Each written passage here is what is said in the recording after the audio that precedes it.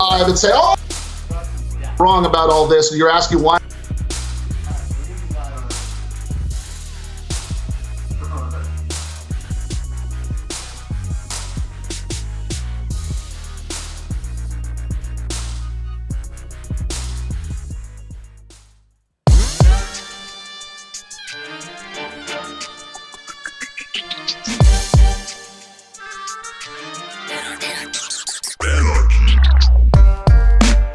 Welcome to the Postgame. Michael Brooks here with the great Emma Vigeland. Thank you for sticking around. Oh, I love it. I have so much fun every time I'm here. Vaiana is going to be joining us in a few minutes. The whole team is here. Welcome new patrons. Thank you to all patrons. We appreciate each and every one of you as we march on to our 3,000 goal. Joining us now is, somebody that, not me, but some people have referred to as a beta. Oh, it needs to be turned down, I guess. Ben Burgis, he's author of a book that everybody needs to order. If you haven't ordered it yet, you are in fact being a beta. Ben Burgis, let me tell you, no, I'm not going to make that joke. I'm going to hold fire on that one. But Ben Burgis is a genius. Order Logic for the Left. Give them an argument, Logic for the Left. It's a really essential book. Including, I think, by the way, for things that people really enjoy doing, which is like one-upping relatives at family dinners. Oh my God, that's my heroine. You will love this book. Oh man. You will love Ben Burgis's book. Yeah, I'm already addicted. Okay, and now Ben Burgis's theme song. I want to go to mockery really badly. I will. So please go. Okay. You gotta restrain me. Logical analysis. You're gonna show us how to argue. It's like Linton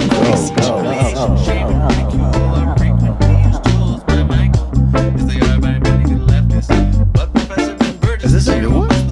Oh, I think the other one is good. This is based on data from a bunch of different countries. There's abundant evidence that at this point that's bullshit. Right-wing arguments, looking at how they're supposed to fit together. Obviously, we're going to need to mix in the Jesse Lee Peterson drops. Oof. Ben Burgis, welcome back. How are you doing? I'm pretty good. How are you? We're doing great, as always. Ben, are you there? Yeah. So Ben, you're on with. By the way, just this is the post game. I haven't responded. Jesse Lee Peterson has put in a request to have me on the show. Let's do a round. Should I do that show or not? All press. Yeah, I think that'd be hilarious. All press is good press. I don't know. I don't know how. My problem is I think the tendency that I have to make that scenario funny could get me into trouble. But it would be really funny. What would it be? Well, Jesse Lee Peterson promotes a lot of pretty racist views in politicians, in my estimation, on his show, in my opinion. And then he sort of hosts people like Ben that you'll see in a second, and basically calls them beta for holding basic human views and understanding basic things of American history. So I think it would be very funny if you had on he just thought another beta socialist. And I was just excuse me, Jesse, I'm speaking. Right. And you know what I mean? Yeah. You metaphorically teabag him. Yeah. And by playing into exactly. Thank you, Emma. You're welcome. And then I play into some of the same dynamics that seem to be being promoted on that show. Don't interrupt me, Jesse. Excuse me. But anyways, Ben, tell us about your experience with Jesse Lee Peterson. But first, can we just play this clip? Because this is a lot of fun. I've been waiting for it all night, as says Emma. All right. Question is when you're assuming what you're trying to prove, which is what you're doing right now. You have a. Why are you pretending not to see it? To the assumption that you're right and I'm wrong about all this, and you're asking why I'm denying the truth. What I'm saying is that you are denying the truth. That as a matter of fact, it's It's just not true that. Are you an honest man, Ben? Yes, I am. I Is don't he a believe what? you are. Is he an honest So, man? do you agree with me that the left have no logic? Yes. What I agree with, Yeah.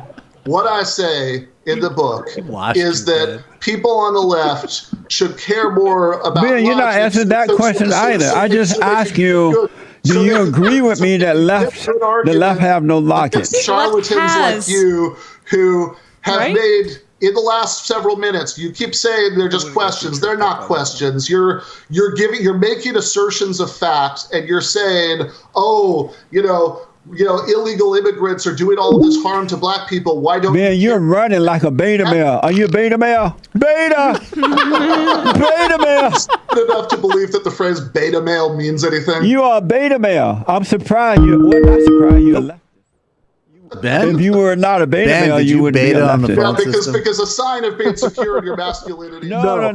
Wait. Rewind it a little bit so Ben can hear him. He didn't hear himself. Just let him hear himself be called a beta, please. Yeah. All right. Oh, is that why you hung up? You didn't want to Beta hear that male. again? Enough to believe that the phrase beta male means anything. You are a beta male. I'm surprised you. Well, not surprised you're a leftist. Yes. If you were By the not way, a that's beta my male. favorite part when he says, "I'm surprised you're a beta male." Then he pauses and he's just like, "Well, I'm not surprised you're a leftist." That is fucking awesome. Ben, would you Ben, like to? I think this is yeah. a major strategic place to weakness stop. on the left. We don't have people like this that are as fun, that have a great catchphrase. People. Look how happy Ben is right now. Ben is super happy because it's awesome. I mean, we're the ones who are out being like, Pete Buttigieg speaks multiple languages. Oh my God, look at Elizabeth Warren's Medium posts on her plan. Meanwhile, they have beta. Right. Boom. That's why Trump wins. What's the answer, Mr. Logic, Ben? Well, I gotta say, just first impressions, I do wonder about the projection, since I would think that there are a lot of things that you can call a black man who defends white supremacy, but I wouldn't think alpha would be one of them. But, who knows? That's just me. Oh. Shots It's a little fired. logic there. Shots fired. That's very true. Ben, where does logic come from? Well, we can You keep can't playing. answer. Yeah. Beta. Yeah, I have so little That's it. so little of that I that I love literally that. don't even know what She that gets means. it. That's how dumb I am. You can't answer it. Yeah, let's continue. I think we actually Emma pointed us in a good direction. Yeah, we good. should Good, get good, more good. information. You wouldn't be a leftist. Yeah, because a sign of being secure in your masculinity. No, you're All beta. the time and say, oh, I'm not a beta male. I'm not a beta male. You're a beta male. Beta. You're ridiculous, Jesse. Beta. And the fact that you Ben. feel to resort to this nonsense. Let me ask you, Ben. with beta male Ben. shows that you know that you don't have a leg to stand on in the argument. Ben. If you had an argument, you'd make it. You don't have an argument for your views. So Ben. instead of making it, you rely on nonsensical taunts about Ben. who's a male. Ben. And try to disguise your arguments as Beta. questions. Beta. Ben, where does logic come from? Oh my God. Oh my God. Logic Ben, is I'm sorry, about Ben, you missed a big how opportunity. I didn't Yeah. ask what is it about. I asked where does it come from. Hell yeah. I have no idea what you even mean by that. I didn't think so. So let me ask. And you're a Is your professor. answer that it comes from God? Is that Well, where you're going Ben, with you this? missed You a are a really obvious professor of opportunity philosophy. here. You know what I would have said? What's There is that? one correct answer to this that you missed. I'm sorry to say. Oh God, what is it? Oh, actually, Matt with a strong runner-up, which is the white man. Which, thank you, Matt. That's exactly. By the way, when I was being coy earlier, that would be the direction I would take the interview in. Like, Jesse, I'm white. Don't interrupt me. Excuse me. White man speaking. Yes, racism is very bad, Jesse. No, but the real answer to that one is Allah. Oh, yeah. Where do you think logic and divine mathematics came from? Praise. I don't. Yeah. Peace Praise be. Allah. Well, peace Yeah. be upon Peace the be. prophet who revealed his message. I don't know what's so difficult for people to understand. But Ben, you didn't answer the obvious way because you Beta. beta. Thank you. You think if I had said Allah, he would have just rolled with it? Yeah, exactly. So what? All right. So Ben, this is fun for the debunk, but like, how do we even begin to debunk this here? Although I will say, I like Yeah. Jesse Lee Peterson a lot more than Jordan Peterson. Are they related?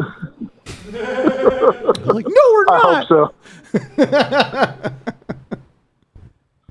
Yeah. So his signature move is to ask these really reductive questions, and if you try to say anything like to indicate that like it's based on a false premise, it's not a yes or no question, You try to bait you it. have not answered the question. You tried to bait it. My favorite example of this was, do you support abortion? And I was like, well, I support abortion rights. He's like, no, that's not what I asked. I said, do you support abortion? It's like, does that mean I think like every pregnancy should end with abortion? No. No, that's not what I asked. I said, do you support abortion?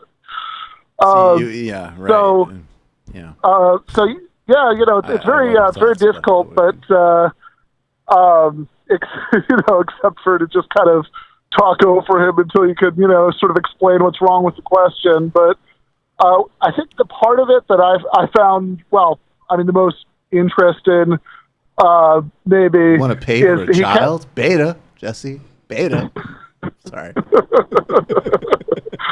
He kept pushing this line that, he'd asked me if I was successful under capitalism, and right. If so, why I didn't want to teach other people to be successful.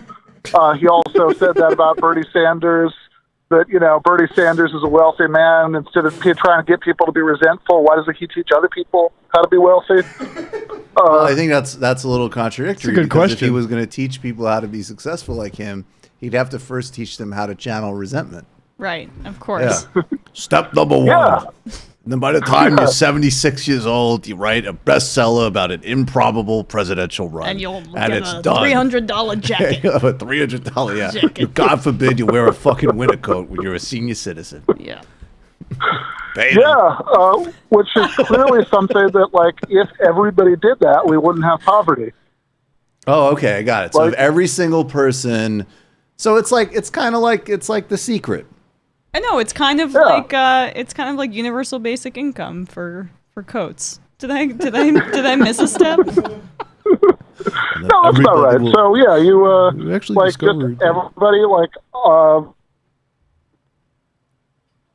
Ben, did we lose you again? Like just sorry, go ahead. Individually, Beta connection. Yeah. Jesus. No, just like all 300 million or whatever Americans just need to run for president and write a book about it. How hard is that? So what did he say in response to when you made this point?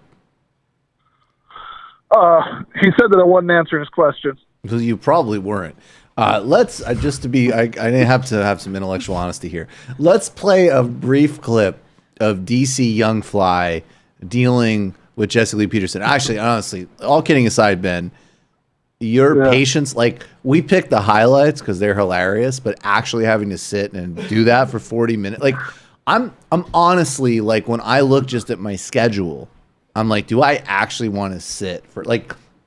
It would be funny for 10 minutes. Yeah. It would be funny to say like I would like. Not only do I support abortion, Jesse, I think that there should be a year-long amnesty after the kid is born to really see if the woman actually wants to deal with that shit. Like, I have a lot of things that I could say that would be very funny, and also, you know what? It would be funny if I matched. I was like, what's the matter, Jesse? You're not answering my counter question? Beta. All right, but let's check out DC Young Fly and Jesse Lee Peterson for a second. This is a good example of, I think, Jesse Lee Peterson's questioning technique. Yes. That, You ain't see it? but we'll check that out. You gotta watch everything that your great white hope is doing. Let me ask you this. He calls Trump the great men white are hope. under attack, especially straight, conservative, white men of power.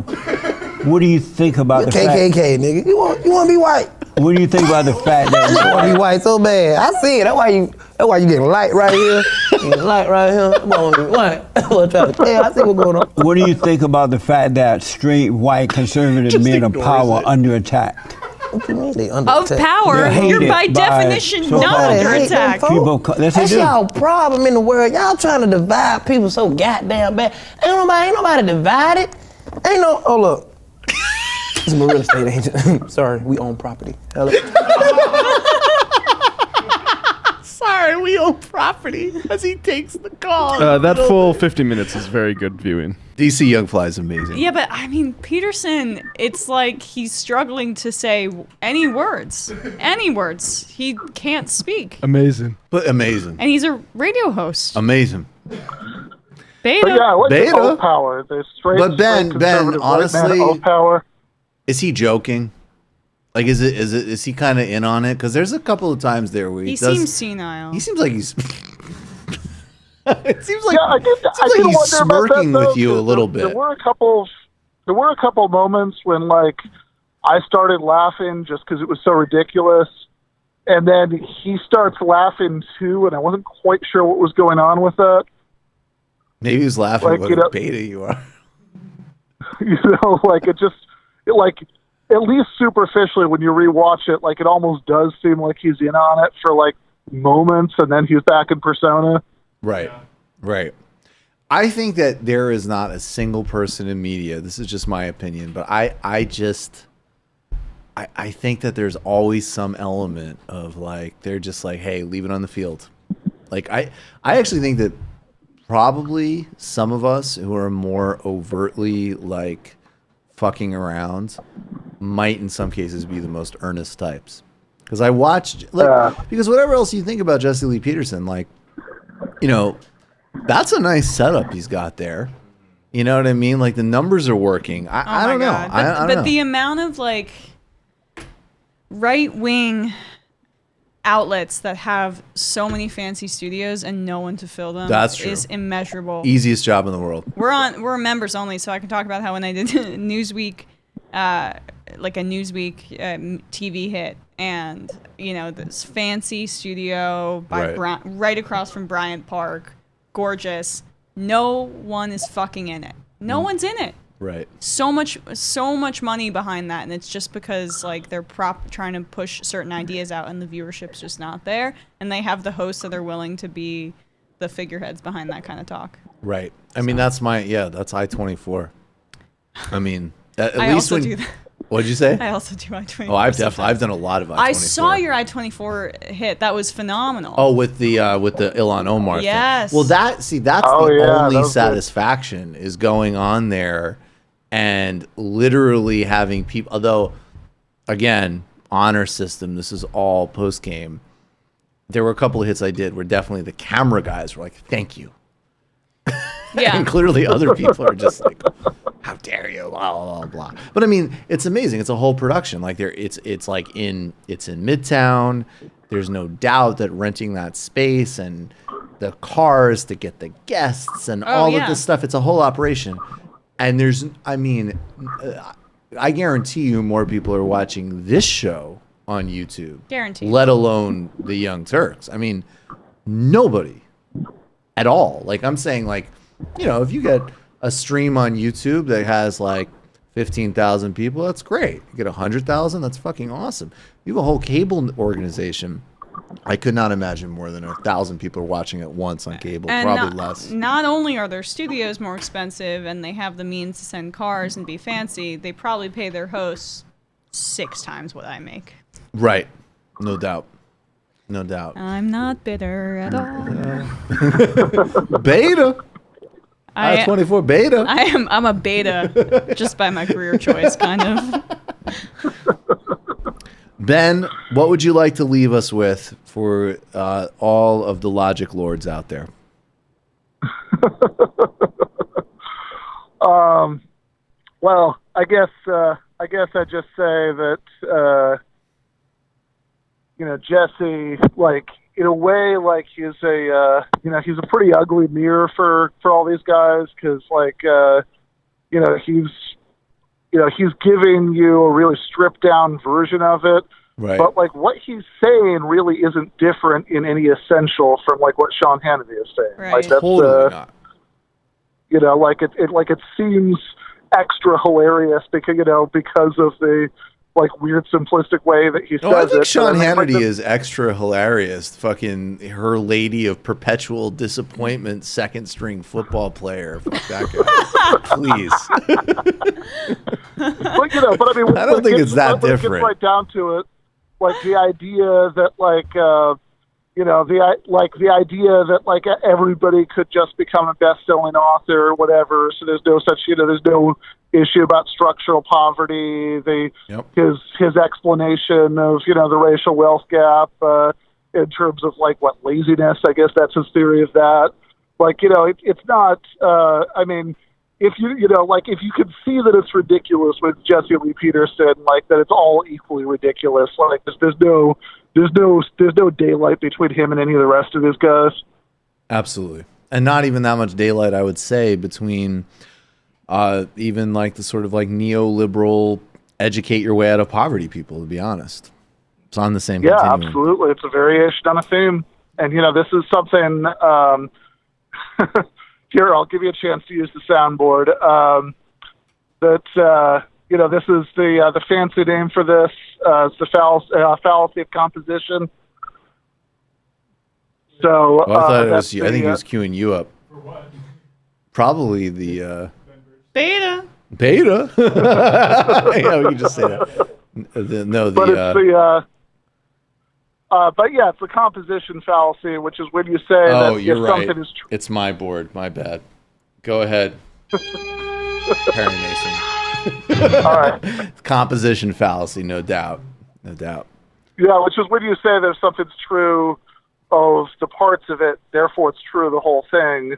And if you said, sure, upward mobility is a thing, individuals can do that.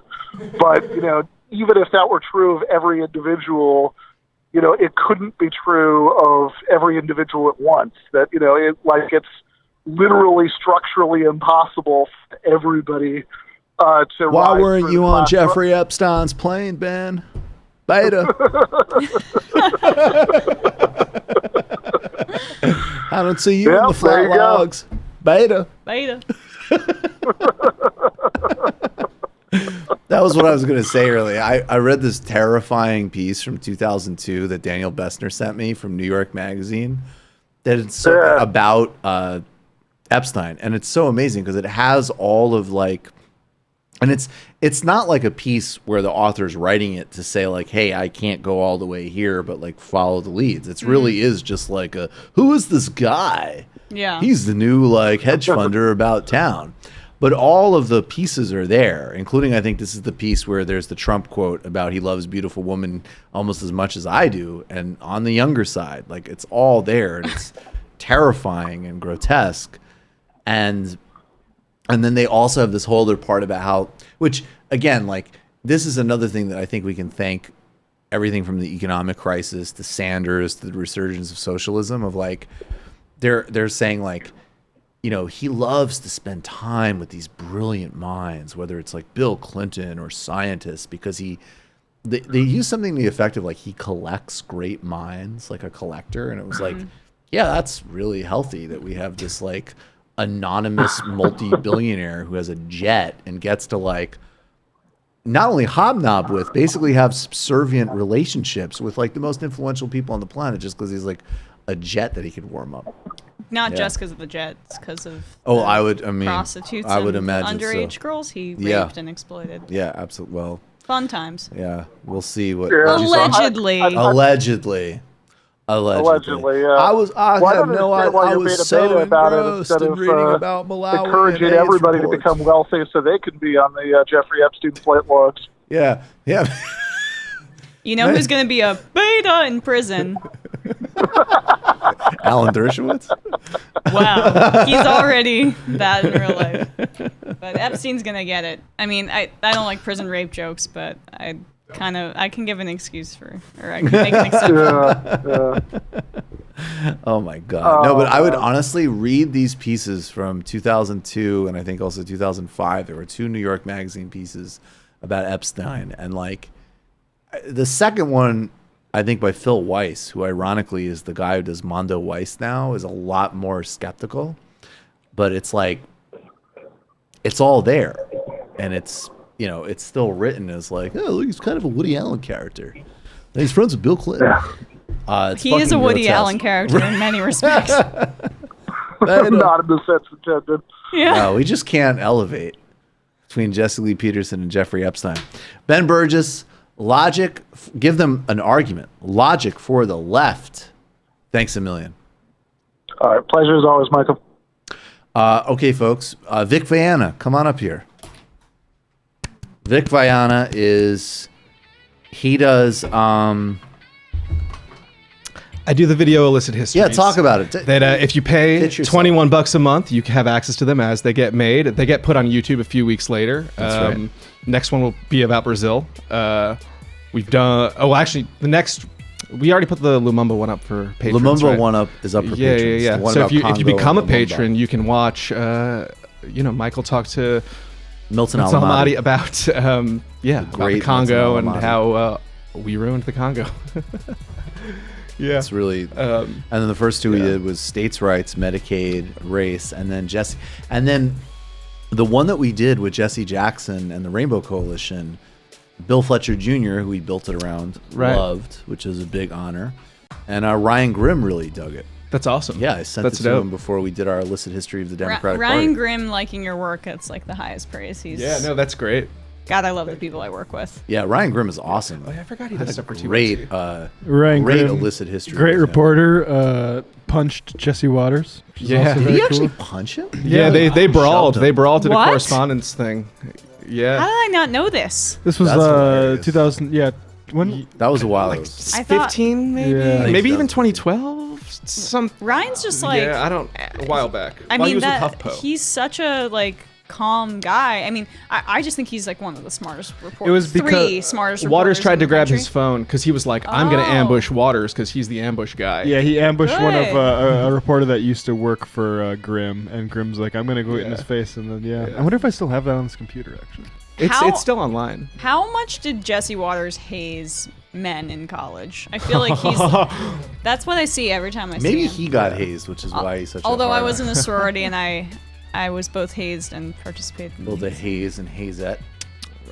I'm probably gonna get my sorority shut down in college. This is just for the patrons, right? Beta. I don't really care anymore. Hey, shut it down. Yeah, shut him down. Fuck shut him. him- yeah, fuck them. It yeah. should all be Well, yeah. gone. It should all be gone. Yeah, after It's we a- have our fun. Deeply corrupt system.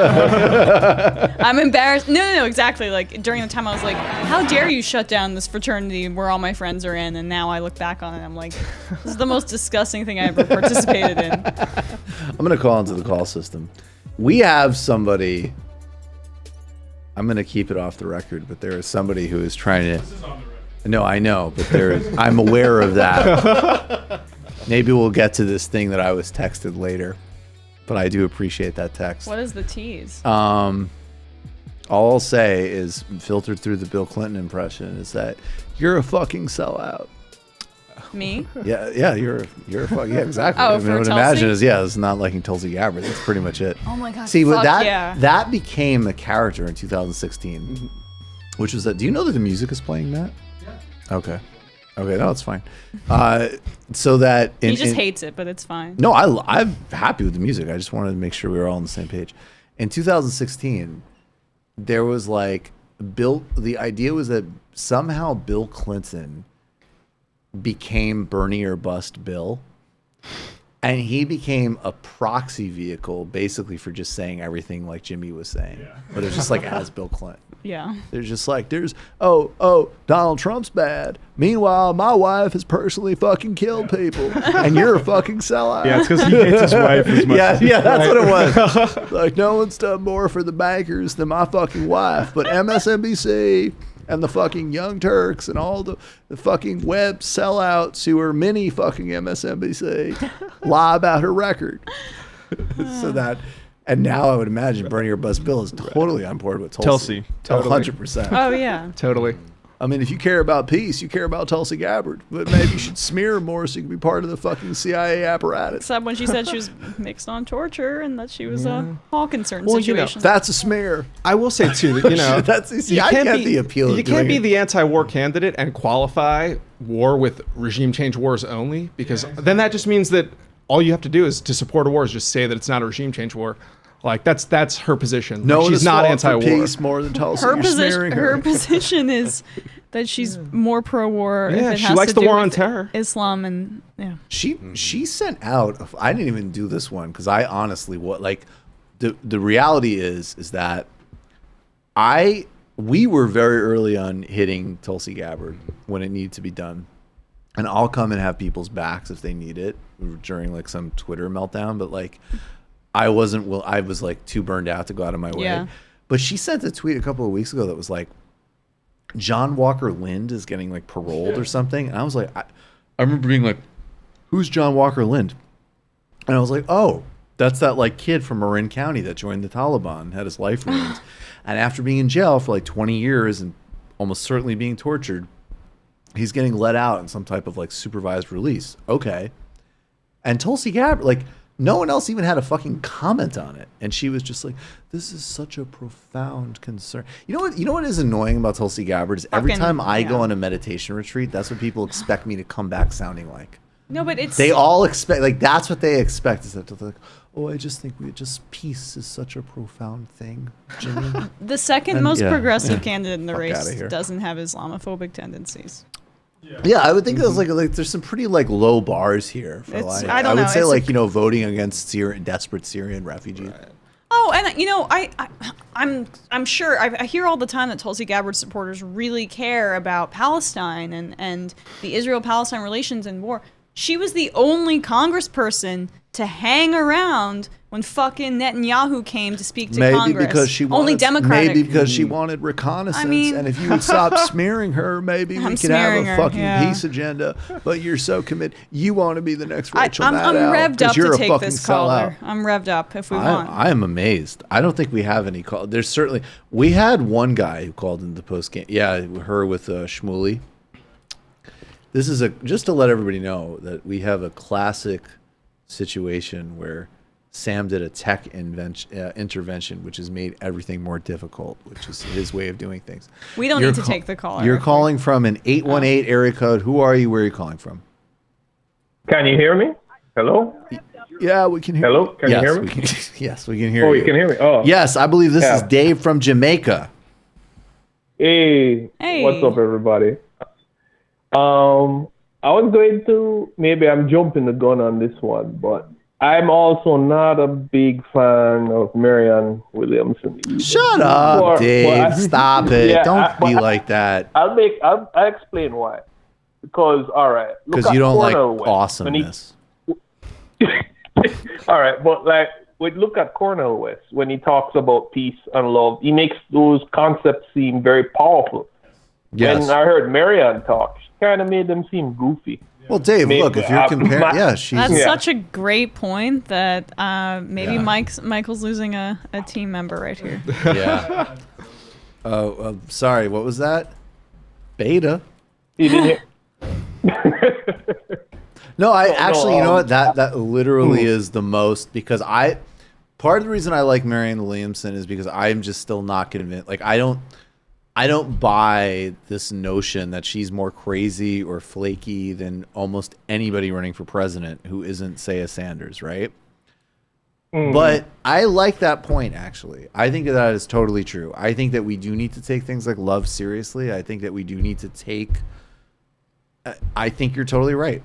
I think Cornel West makes them compelling and real, and she basically falls in the trap of making them seem like Hallmark cards. Yeah, and that's a fair point. And Wes makes it, I think, just to jump on your point or piggyback. I tried to avoid saying that.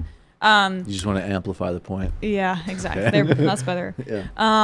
Is just that Cornel West makes it political, and she's running for president and has a hard time making her love point political. But I think there is something really endearing about like this old school hippie thing about her. And I read this really thoughtful and generous piece in Vox about how she's a representative of the growing spiritual but non-religious component where a lot of my friends are like that, right? And there's a huge faction or a growing faction on the left that identifies with that. And, while I may not personally agree with it, there is a lot of merit to trying to appeal to that aspect of the population. And we're going to be seeing more and more of those ideas incorporated into politics because that is a real thing. I'm going to say to the Prime Minister of New Zealand, sister, you are so on. Vic, what do you think? I think that she's good in the sense that she brings spirituality into our politics, which is not a thing, and I think that it should be. But the Cornell West comparison is great because, like, yeah, I'd rather have like someone who knows like liberation theology. Well, I mean, but in that's, politics, that is and a not devastating the secret, comparison. I mean, Yeah. you're also like, you are, I mean, that is like taking like a, like a triple A player. Like you're comparing like Cornell West is like the best in the game. Yeah, Like, there has to be a way of comparing. But her I to mean, she is running for president. Right. That's what I'm saying. That's why. Caller, I'm forgetting So's your Tom name, Steyer, but Dave from Jamaica. Dave, Dave from Jamaica. Dave, that was such a phenomenal point. So, you kind of crippled us all here. I think that you manifested your perspective in a way that was very clarifying energetically. Can I just make a counterpoint though? Namaste. Yeah. About spirituality and the power of love. Yes, you can. In her own words, I mean, this is true power. What she's Oh my talking God, I'm about here. fucking terrified already. Mentally quarantine the government of Syria. See them and their minions surrounded by a golden egg that their malevolence cannot penetrate. Within the egg, let's see them showered with light to awaken baby, them. put down that pipe and get my pipe up. That's power. I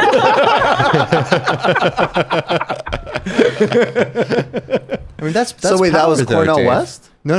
That was the queen. I know. Right. I know. I'm aware. Donald Trump is not going to be beaten just by insider politics talk. He's not going to be beaten just by somebody who has plans. He's going to be beaten by somebody who has an idea what this man has done. This man has reached into the psyche of the American people, and he's harnessed fear for political purposes. So, Mr. President, if you're listening, I want you to hear me, please. You have harnessed fear for political purposes, and only love can cast that out. So sir, I have a feeling you know what you're doing. I'm going to harness love for political purposes. I will meet you on that field, and sir, I think that Trump would actually, of all of the women, well, actually no, probably Kamala Harris, and pretty much if you put an attractive woman against Trump, he would be uncomfortable. So Yeah, but that would apply to 3 of them. Whew, actually, 3. Yeah. Wait, who do you? Yeah, wait. Who's the third? Oh, for me, Kamala. Yes. Oh no, I know that she's gorgeous. Gabbard's the third. Gabbard's No, the third. Gabbard's I'm sorry. the second. Oh, Who's yeah. the third? Williamson. Oh, really? Yes. I mean, by kidding default. me? Gillibrand got ripped. That's true. The only lifter in the game. Yeah. Gillibrand is not crossing any metrics. Yeah. Not in the polls either. Yeah. No, but okay. All right, Dave. All right. Very, very clever, Dave. Very clever to throw out Marianne Williamson by using the most compelling public intellectual in modern America. That's very fair, Dave. But she's running for president. She got offered. So is Eric Swalwell. No, I mean, honestly, this is the point I will rest on. What makes her more intrinsically ridiculous than many other people on that stage? Honestly, like what? And especially when you consider the fact that, in fact, like what you're saying, Emma, is true. There is a lot of people, particularly a fair amount of like young people, but also like, middle-aged women who are very loyal Democratic voters who respond to this stuff. And also in general, I'm a believer that people on the left generally have to have some conversation about what drives people in these arenas. I just don't think it's enough to say like, well, science doesn't validate your spiritual views. So I don't know. I was allergic to all of the hate on her after the first debate. Well, so I didn't really get why she was a target of most of the people on that stage. She may have been embarrassing to watch at some points, but her kind of general look, she was the only one who said we need to have a policy about opposing regime change in Central America if you want to deal with a broader crisis. She was the only person who did sort of mention other motivations for public policy. I don't know. I mean, again, look at all the other jokers on that stage. This was a stage of Swalwell and Gillibrand. I don't know. Yeah, I did agree with when she said, you're not going to beat Trump with plans. That's 100% correct. I agree. You don't win politics by saying, I've got this great plan. Like, that's not how you do it. We might have a disagreement here. Well, I'm not a plan. I mean, in terms of winning motivated by elections, vision, not necessarily details on plans. Details. I think that to only combat his substancelessness, you have to give substance, which can involve plans. But it has to have other aspects. Yeah, not the plans Right. on their own. But to Dave, be fair, anything Michael, else? to your point, if it was up to me, the only people on the stage would be Bernie, Warren, and then Biden for the lulz. But Well, I mean, we say Biden for the lulz, but Biden represents something in politics. I don't agree with it. I oppose it, but I think we have to look somewhat clinically at some of these things. And even her, like, I think that she does, you know, I have and it's very weird for me to be the one to make these points because this is not where my thought process usually goes. But I do even more broadly than this primary. I think there's something very weird journalistically and culturally that the response to Trump is like, oh, this is kind of interesting. And hers is automatically, this is a fucking joke. I don't, especially before. But Trump you know, was and considered a fucking joke in the first day. I never thought he was a joke. I always thought he was going to win the Republican primary. I didn't think he would win the general election. I was wrong about that, but I definitely thought he'd win the Republican primary. And I just think, like, you know, yes, he was considered a joke, but he was a joke that CNN gave the whole fucking day to cover. You know, so I think I don't know. Matt, why do you hate her so much? I mean, we've been over. No, not on this show. No, why do you hate her so much? I think it comes from two camps, Michael. Yeah. In the sense that I'm more annoyed because I really believe in the peace and love and understanding thing, and I guess she did sell it that well, and I that agree kind with of that. pisses me off a little. That's So probably you have where like my the beef Dennis comes from. Kucinich frustration. Mm-hmm. I remember the first presidential campaign I could vote in was in 2004, and Kucinich was running, and I remember almost feeling like this guy is a CIA creation. Because why is this like goofball the only one who's talking about peace? Have you seen his wife? Not so goofy now. I did. I was on a panel with his wife once, and so goofy now. Beta. I said, I was like, incidentally, I don't think people buying sustainable chopsticks will solve global warming. And I just also like to conclude, tell your husband I say, beta. All right. Dave, thanks a million for the call. Appreciate it. Man. Do we really think that her message of love is going to have any material impact on America at all? No, Not but her Of message. course I think, not. of course, I think Cornel West's message will. Well, yeah. Absolutely. But that's what I'm saying. Like with Marianne Williamson, like the reason I wasn't bashing, you know, Swalwell after the first debate is because no one was talking about Swalwell. You were charmed by Swalwell. And like this idea that we're gonna devote. I mean, even and I get people have some like sort of like irony, or maybe people actually genuinely like Marianne Williamson, but like it's a complete distraction. And like I pay attention to enough pointless political things to pay attention to one more. Well, you know that. I mean, look. My perspective is that any candidate that isn't Sanders is a distraction. Yes. I mean, that's my blunt perspective. So I get that. But Goddamn. I'm keeping it 100 on the post game. That's good. But I think that there is a lane of saying, why is it that she evokes this contempt when there's so many more worthy targets? It just comes with the including, attention. like elected officials. But it's also the fetishization of intellectualism that Totally. we've been talking about since the beginning. So, Yes. I mean, Exactly. I think that I'll do pop psychology or whatever, analyze your analysis. Please. I just think that you're, to your credit, like really wary of this elitist narratives driving candidate or behind candidates. And there is a lot of that, right? Like there's a lot of, she's not serious. But no, I hear what you're saying too. I'm kind of in between everyone. I mean, that's the other thing is like Both sides. And yes, she gave all the material you need to hate her. There's no doubt about that. And she's like, the other thing is, I just don't think she speaks for normal people either. She's like a mystic guru that to the stars. But like, I think there are some Midwest moms and stay-at-home moms that really like her. I do And then think there's that. people like Vic. I mean, Vic really was influenced by a return to love. There are people that That's are. what we need. That's what we need. There are people that are like I'm tired of like this arguing and like this policy substance. Like, what are we? Let's like just be good to each other. They're not the majority of voters because most people like to hear a little substance on the Democratic side, but right? She's also helping out Gravel now. How's she helping out Gravel? Oh, she's encouraging all of her supporters to donate to Gravel now. Really? Yeah, that just happened yesterday. That's Because great. She's into cosmic consciousness. You're calling from a 609 area code. Who are you? Where are you calling from? 609, you have a lot of feedback issues. Hold on one sec. Hey, can you hear me, Mike? Yo, can you hear me? Try again. Are you still there? Are you still there? Yeah, go ahead. Oh, hey, man. Hey, it's Eric from New Jersey. What's up, dude? Hey, Eric, what's going on? What's on your mind? No, not too much, man. Actually, I know I've talked with you a few other times. It's always been about Medicare for all. I'm going to try not to be too one-dimensional and switch it up a little bit. And something that I don't really hear talked about too much, I think probably because most of us are on the same page on this, which is marijuana law reform. Emma's not into that, so that would be tricky. Emma's not? How do you know that I'm deeply into this? No, Emma's wants. Eric, are you? Where in Jersey are you from? So I grew up outside Boston. Right now I'm in Trenton at work, and I live in Burlington Township. Okay. I'm from Montclair area. You're from where? I'm from the Montclair area. I'm from Essex County. Oh, okay, cool. Yeah. Oh, cool. Yeah, no, nice. Yeah, Emma, you're awesome, by the way. I love your work. Thank you. Emma is awesome. So what's the weed question?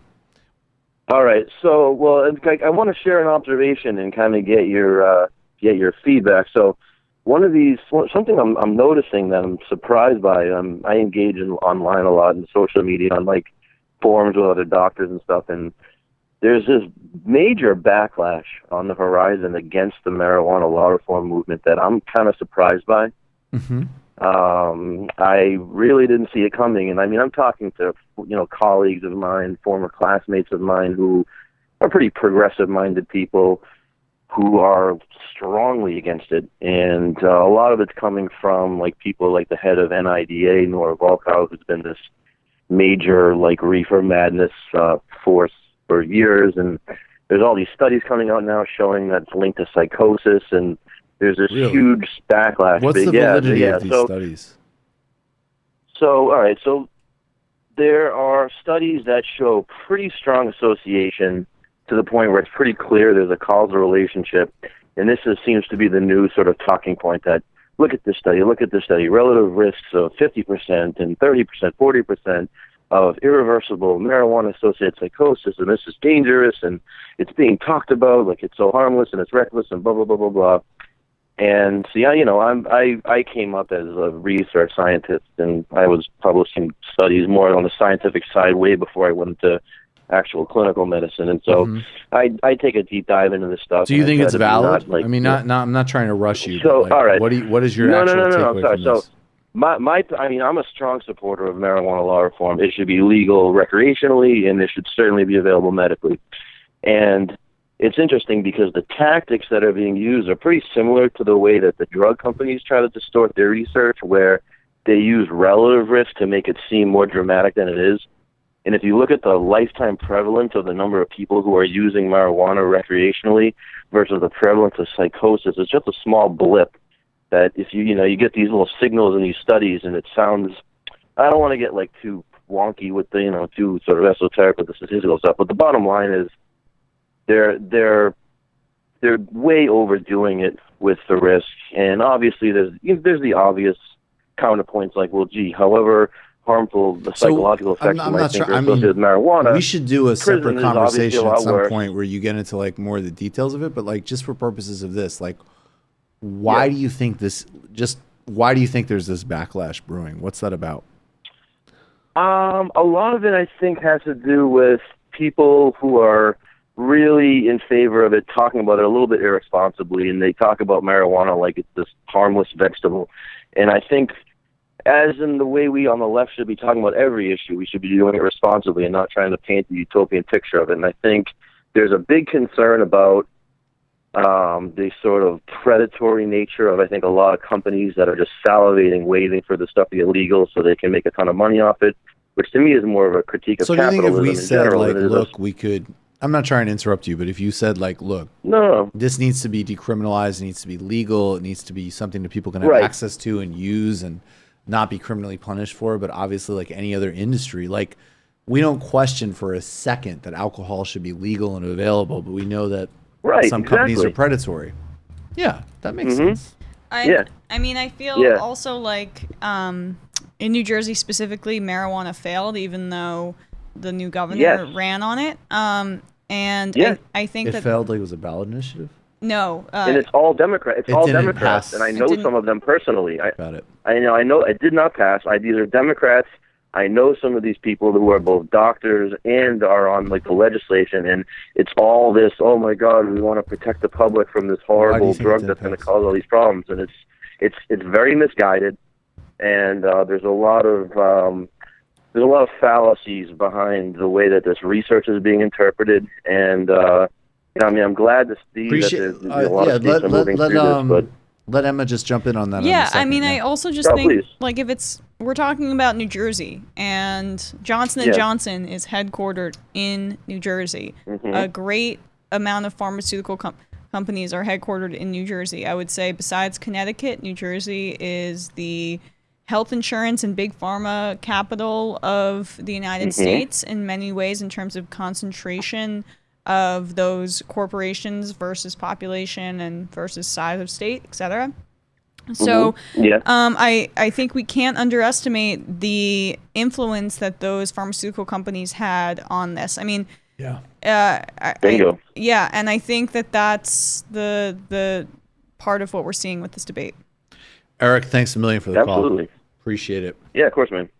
All right, so we have a few more things to get to. Let's start with the bad segment. We have our bad intro ready, Matt. I don't know, it sucks. I feel like you guys have kind of convinced me on Marianne Williamson, which I'm not happy about at all. Not good. Believe me, not good. No good. Really bad for you. Not good. Believe me, not good. She's kind of a little anti-vaxxy too, so. Yeah. Well, I don't care about that, obviously.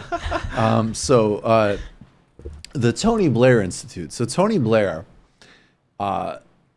first after co-orchestrating the invasion of Iraq with George W. Bush, he was actually elected to a third term as prime minister. Then he left office, I think, in 2007.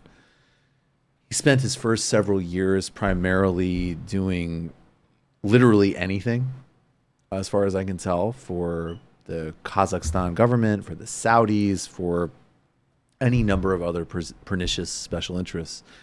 Now he's back in the United Kingdom.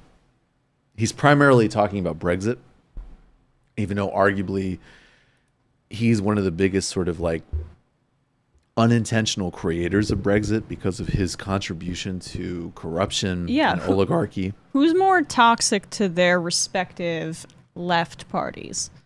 Tony Blair or Hillary and Bill Clinton? Tony Blair. Tony Blair is objectively way less popular because of the war, right? I think there's more actual left in the United Kingdom. Yeah. And I think that they don't. Well, Corbyn has actual power. Corbyn has actual power, and there's actual left in the Labour Party. I mean, in the United States, there's plenty of people who say like, "Oh, well, I opposed the war in Iraq. That was wrong." In the United Kingdom, to their credit, they don't like that. Isn't just like another issue that we debate. That's like a profoundly unacceptable crime. They didn't begin it. They chose to join. And he was a major instigator of it. Right. You know, I mean, he was so, and he's been trying to undermine Jeremy Corbyn every step of the way. And Heidi Matthews brings this to our attention. I think she pointed this out on Twitter. It's pretty funny. So these are tweets. This is a pinned tweet from the Tony Blair Institute. Tony Blair, Jeremy Corbyn's comments on inequality and social mobility have been ignored for decades. Are the latest charge in what is now a mantra that Thatcher and Labour governments are all the same. This is bad politics and worse history to set the record. So then he says, in the mission statement of the Blair Institute is making globalization work for the many, not the few, which is the slogan of the Corbyn government, of the Corbyn movement right now. So basically what this basically goes to is that Jeremy Corbyn has been saying correctly that Tony Blair accepted all of the core economic ideas of the Thatcher government. He went into that playing field. He set his template from it. And then he did some sort of like minimal interventions in things like education and other forms of social spending to kind of like mitigate those negative effects. But that Corbyn wants to actually structurally deal with these issues. And then ironically, Blair is attacking Corbyn, which he always attacks far more than any conservative leader, including the soon-to-be conservative leader Boris Johnson, who's like the next in the list of these sort of like, you know, like sort of clown fascist types. Even as he's using Corbyn's slogan in the top line of his Institute's Twitter bio. And calling it bad politics. And calling it bad politics. But why? But why is it bad politics?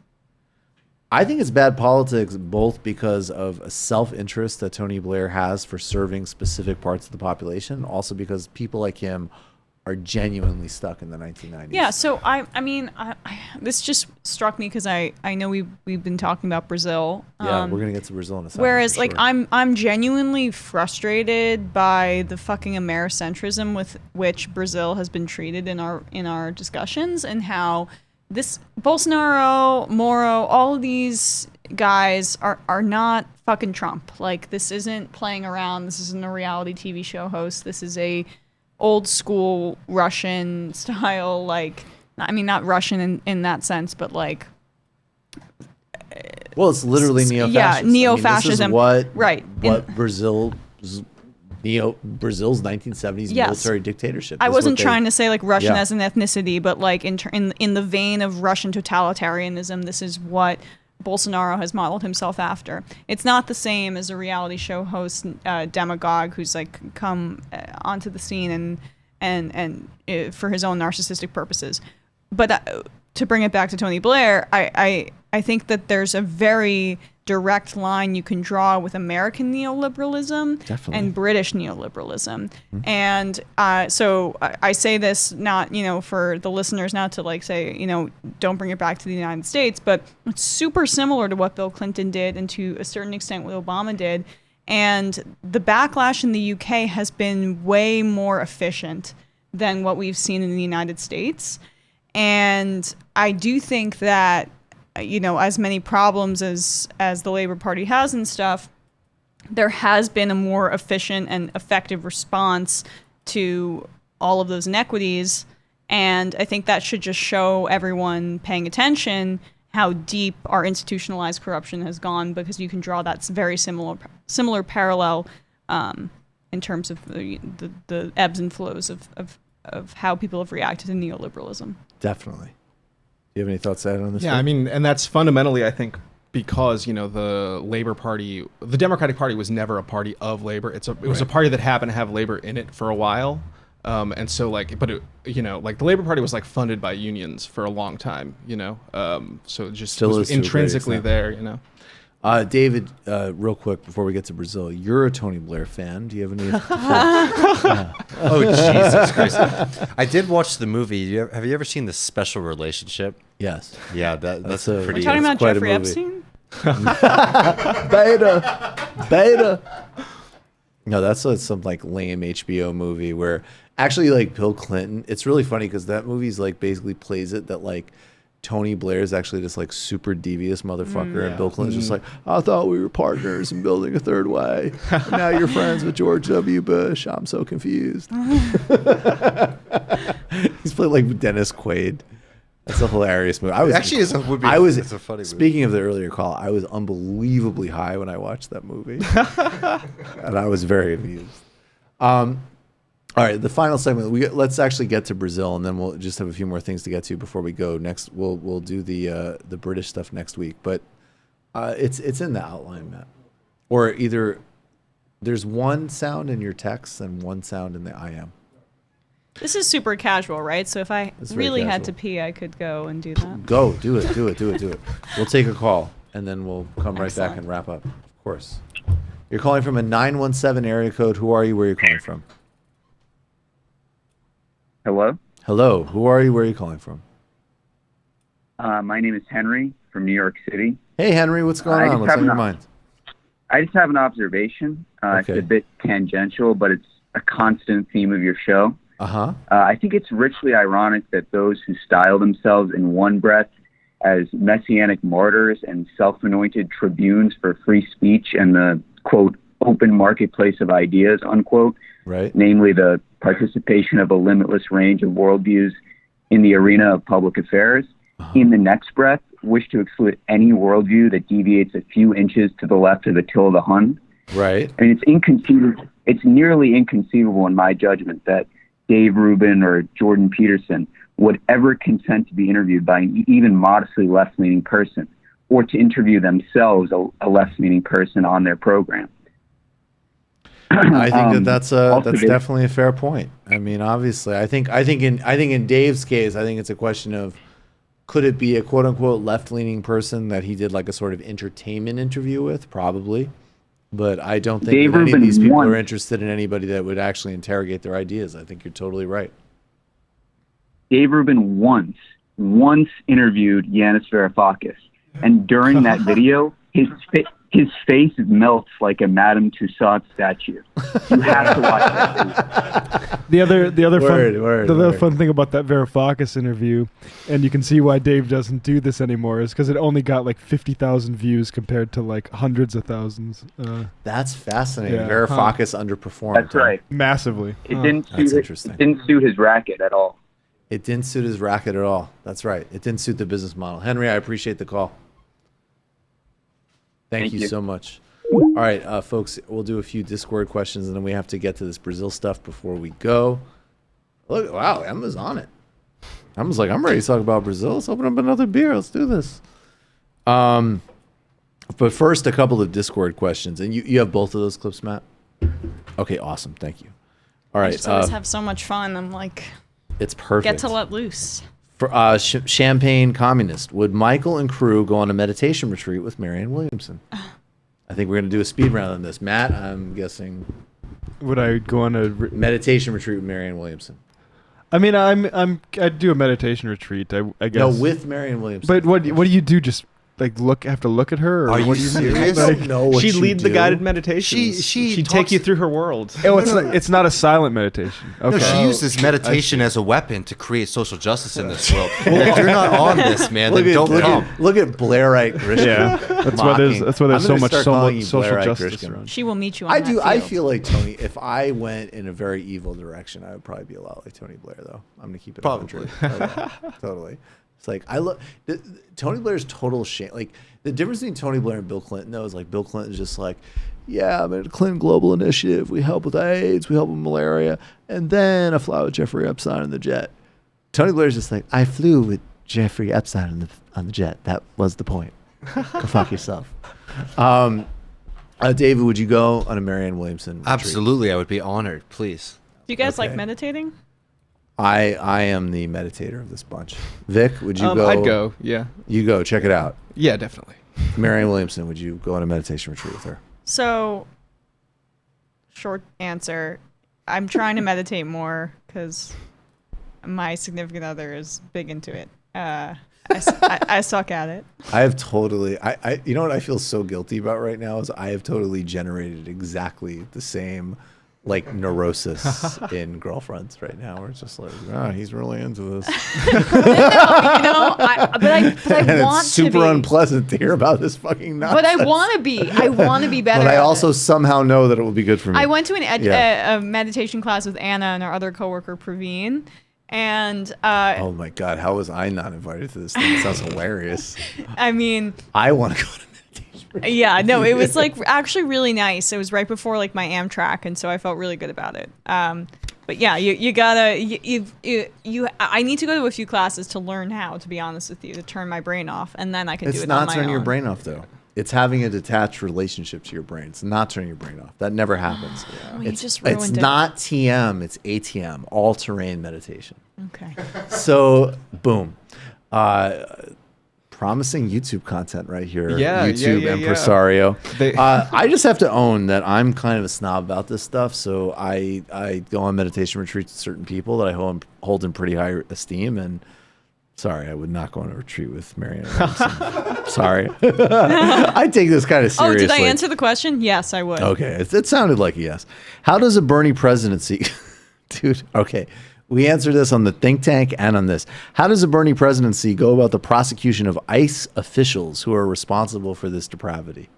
Is that possible? Is it possible to prosecute people from ICE for these atrocities at the border?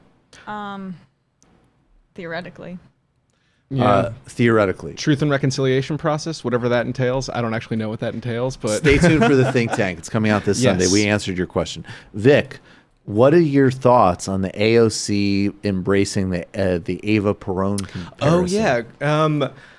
So the Perones wasn't exactly what I had it's in a little mind. McFeminism. Well, when I said she should get more involved in international relations, it wasn't what I had in mind exactly. You know, the Perones are good rhetorically. They had a relationship with Franco, and they helped a lot of the Nazis relocate to Argentina, so that's why they're not great. That would be hilarious. Yeah. I'm sorry. Maybe I am a little exhausted and tipsy, but the idea of an AOC video is just like, and that's why we're helping Hitler come here, because we're not going to close borders. Is that your invitation? But unions in the working class did make a lot of gains, but they did. They were not given any actual power, and Perón's regime did backslide into dictatorships twice in the 50s and in the 70s. How would you situate the Kirchners relatives to the Peróns? So Peronism as rhetoric, it's basically populism in Argentina. That's just what they call populism in Argentina. And if you want, and basically the only people in Argentina who don't call themselves Peronists are like technocrats. Right. So like you have right wing, left wing, not really centrist, I guess, but politicians from the right and left try and like co-opt that legacy, which like to a certain extent both can, because that regime is like such an example of like, this is just populism, not left or right. Right. It's almost like, unions that had a good relationship with the regime, their workers made a lot of good gains. Perón understood that workers is where you derive your power from the working class. So he like tried to have them in his corner, which, he did. And he was like able to politically activate them. And that kind of sustained a lot of stuff in Argentina. Like to this day, there's a really strong workers movement, but we're going to do more content on this. Shall we? Wait, sorry, go on. No, tell me. What? No, I was just... I studied abroad in Argentina, so I can keep talking about this. No. I was just going to say if I were to criticize AOC on one thing, is that there's sometimes like a little meme ability to the tweeting and like totally. the McFeminism of it. And she leans into that a little more than she needs to, because I think that she has this mainstream appeal that isn't entirely squared with her politics.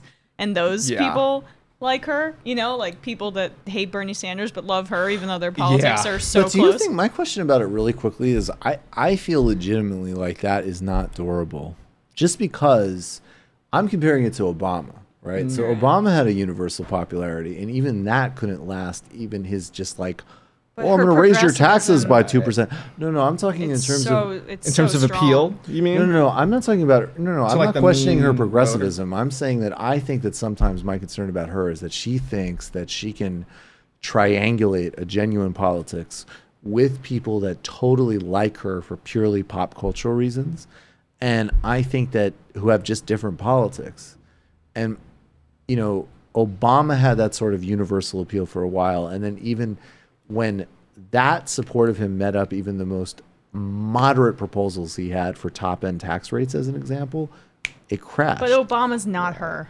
Obama's not her, but look at AIPAC as an example. Look at AIPAC.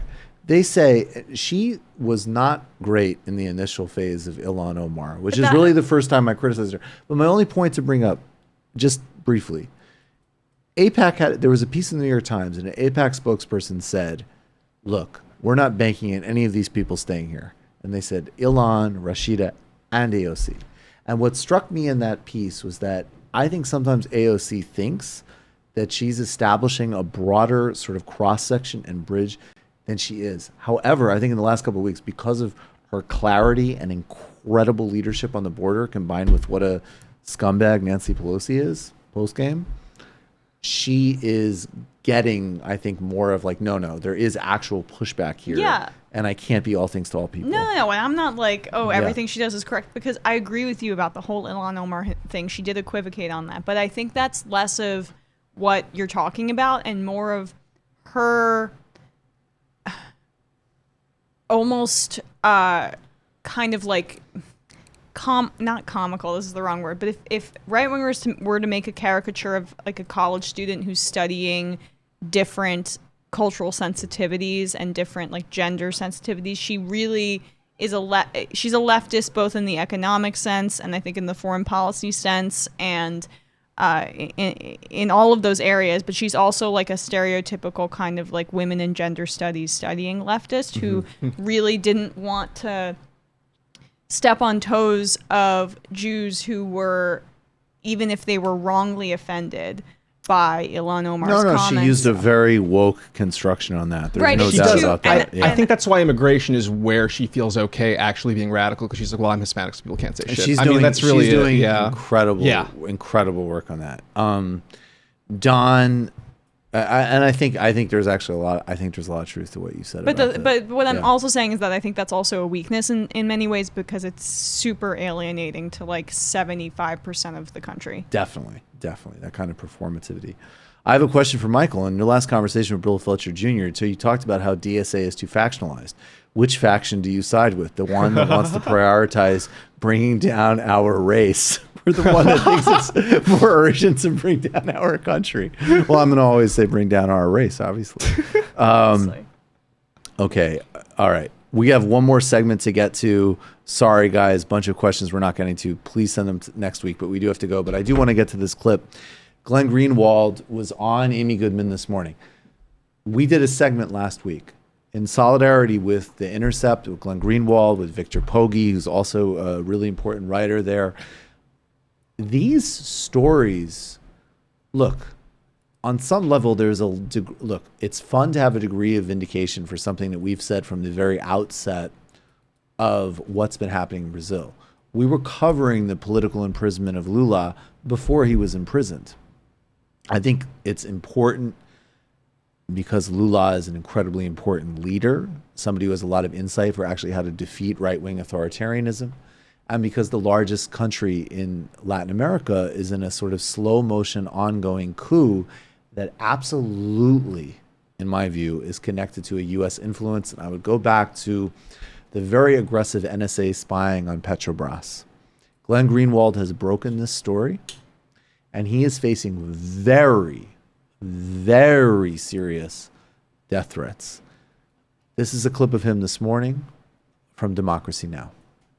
Brazil don't realize is that Jair Bolsonaro and his far-right movement is not quite like, say, the right-wing movement that brought Trump into office or that has ushered in this new extremist right in Western Europe, which tends to focus more on fear-mongering and demonization over Muslims and immigrants. A big part of Jair Bolsonaro's movement has been demonizing and stigmatizing LGBTs, claiming that we are pedophiles who want to convert people's children, really stimulating huge, intense levels of hatred.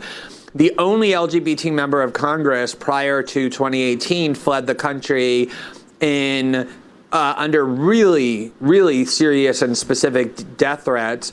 My husband then took his place. Ironically, he was next in line in the election and is also, of course, openly gay. And the threats we've been getting are not the kind of death threats that you get when you're a public official every day. People just write you a quick note on the internet saying, I hope you die or you deserve to be killed. They're death threats that include our very personal data, our social security equivalent number, sometimes our address, information that only people in official positions could acquire. They're very graphic and directed at our children, at our family, and at us personally. They're the kind of threats that obviously a lot of thought goes into and a lot of resources are behind.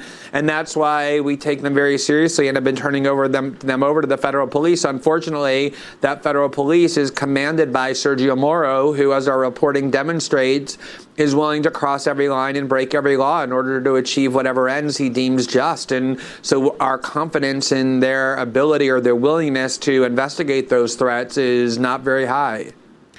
So there you have it. I know, Emma, you wanted to talk about this. No, yeah. I mean, yeah. Look, just the more you learn about this, I mean, again, immense credit to your entire team for just being on this story for so long. And it's one of the greatest, the most important stories in the world, if not the most important story in the world right now. And one of my two heroes going into this profession was my boss Jank and Glenn Greenwald, and I think that there is it speaks to his unbelievable talents, bravery, smarts, instincts as a journalist that he is now breaking this enormously important story after the NSA story. Right. And both of those stories put him at enormous personal risk. And now he has sons and he has a husband, and the bravery of his journalism is something that cannot be understated. And I know that there's a lot of people on the left who have decided that he's the devil, and that because of the disagreements on the Russia story, and it's just fuck that. There are so few people like this in the world. I mean, there might only be one with his bravery and with his kind of the legacy that he's going to leave on this world. I agree with you completely. And another thing that I do appreciate about Glenn, and I've interviewed him now a couple of times. I mean, Glenn has no problem whatsoever with anybody pushing back on him. And there are things I strongly disagree with Glenn about, including some of the things even on this story. Right. But his reporting and his physical courage, I think this is a really important reality check for people who've gotten, either demonized him or been super complacent and naive about the actual situation he is in. Right. Couldn't be more real. I want to play just one final quick piece of sound just because, look, I think that this story is not completed until Lula is free. There's a reason this has always meant so much to me. I feel a little bit more comfortable, honestly, covering this a touch less because it has kind of expanded. But we did need to really hold the torch on this. This is a profoundly important story. And I want to play a little bit again. This is Lula before he went to prison. This is one of the great modern leaders that we have. And he is imprisoned by the forces we are most afraid of. And he has some of the most powerful insights and ability to communicate against the Trumps, against the Bolsonaros, and every other threat that we face. And about a minute in is when it will start. We have some B-roll footage of this. But this always kind of haunts me talking about this part. Eu vou lá na barba deles, pra eles saberem que eu não tenho medo, pra eles saberem que eu não vou correr, e pra eles saberem que eu vou provar a minha inocência. Eles têm que saber disso. Well, that's it. But I just think that's extraordinary. And now, as he said regularly, I mean, he said several weeks ago with Glenn in an interview, he's like, look, I'm obsessed with showing Sergio Moro who he is. And it should have been, look, it was analytically obvious what was happening, but now it's completely empirically validated. Yeah. Emma, thank you so much. No, thank you. Thank Awesome. you guys. Yeah, it's always, I've said it like a million times, but it's always so fun. Can't wait to have you back. Yeah, I'd love to. Of course, anytime. You know that. Vic Vaiana, pleasure. It's been great to be back. Next time we ran out of time. And next time we're gonna hopefully by the time we talk about Queens, Caban will be in. Yeah, here's hoping.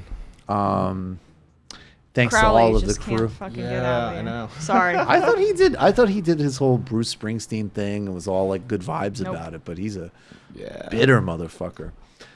We appreciate all of you, everybody who makes this show possible. Thank you so much. This Sunday, Think Tank.